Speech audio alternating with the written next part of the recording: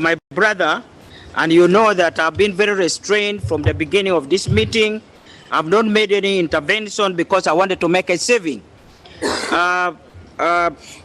President, you are aware that there has been a lot of campaign against Uganda. Allow me to address Uganda's House to two critical issues of importance to this country.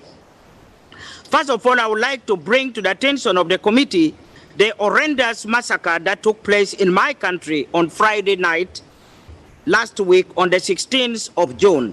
The horrific attack by suspected ADF terrorists, a branch of ISIS, took place in the border town of Mpondwe in Kasese district in the western Uganda, bordering the DRC Congo, killing 42 innocent students of a secondary school. Uganda calls upon the world community and OACP EU Assembly to condemn this atrocious act and killing innocent civilians by terrorists. The second issue, Mr. President, I would like to address this committee on is on the issue of homosexuality bill that was passed in April by the Parliament of Uganda and assented to by His Excellency the President in May this year.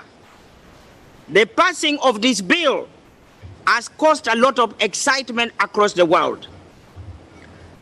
Mr. President, sir, the law against homosexuality was first introduced in Uganda's statute books by the British colonial government to protect unsuspecting Ugandan youth from being initiated into the act by foreigners.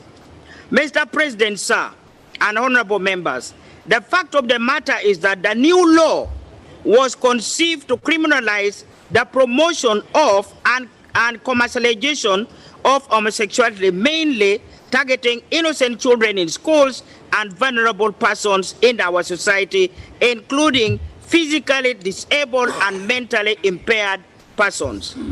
The practice had become rampant with reported promises for scholarship for children who adopted the practice. Several cases of children with injuries in their anuses and infected with HIV as a result were reported across the country. Other targets were the unemployed youth with promises for jobs and visas among other initiatives. This necessitated the enactment of this law to protect these vulnerable persons in our society. No country will condemn pedophiles in its country. No country will condemn the advantage that people are taking upon our vulnerable children. Mr. President, sir, the law criminalizes only violent homosexual acts and activity among especially children and vulnerable persons. The law provides for rehabilitation of all those who have been declared homosexual but are willing to come out of it willingly. We want to emphasize here that the law does not target those who are born homosexual, but those who have been initiated into the act as explained above. Parliament of Uganda, during the consultation with experts on this matter, have established the following. First, that homosexuality is not genetically determined. No scientist has proved this. Second, it is a form of mental state, it has been confirmed, and it needs rehabilitation for the victims. Third, it has never been a way of life in our society in Uganda and strange to our culture and tradition. Fourth, it is against the teaching of religion and our practices, and you all know all leaders in Uganda from the president to the lowest level have to swear by the Bible and the Quran before they take any office. Mr. President, it is a practice in Uganda now targeting vulnerable children and the disabled. After the enactment of this act, there have been a lot of misinformation about law that Parliament of Uganda has passed.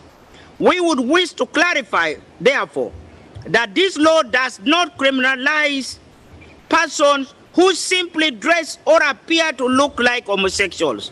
In addition, the law imposes the death penalty for aggravated offenses. I want to repeat, aggravated sexual offenses for both homosexual and heterosexuals, not for homosexual only.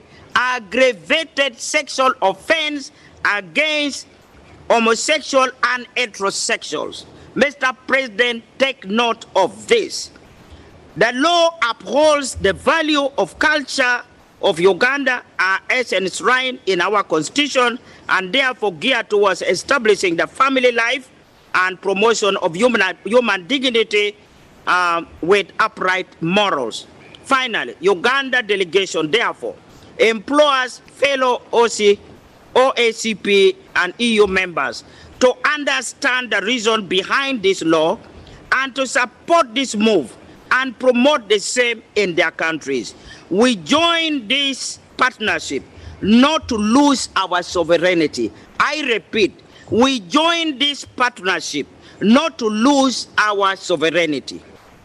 We strongly implore this assembly not to allow the issue of polygamy and the issue of homosexuality to become a precondition for trade agreements and a basis for sanctions. Uganda strongly condemns resolution passed by the EU Parliament on the 20th of April this year, threatening sanctions against Uganda for protecting its children, its vulnerable children, protecting our children from injuries on their anuses, for protecting our children from being taken advantage of. Uganda is being threatened to undergo sanctions by the EU partner. You, the ACP EU group, we implore you to stand by Uganda. This is a vice which will start with Uganda but will end by you. We must stand up and prove we are a sovereign country. We are not going to be allowed to be dictated to when we are protecting our vulnerable children. Uganda therefore pledges to remain steadfast in its commitment to uphold, promote, and protect the human rights of its national and other individuals living in the country. This is in accordance with our constitution. I beg to submit, Mr. President.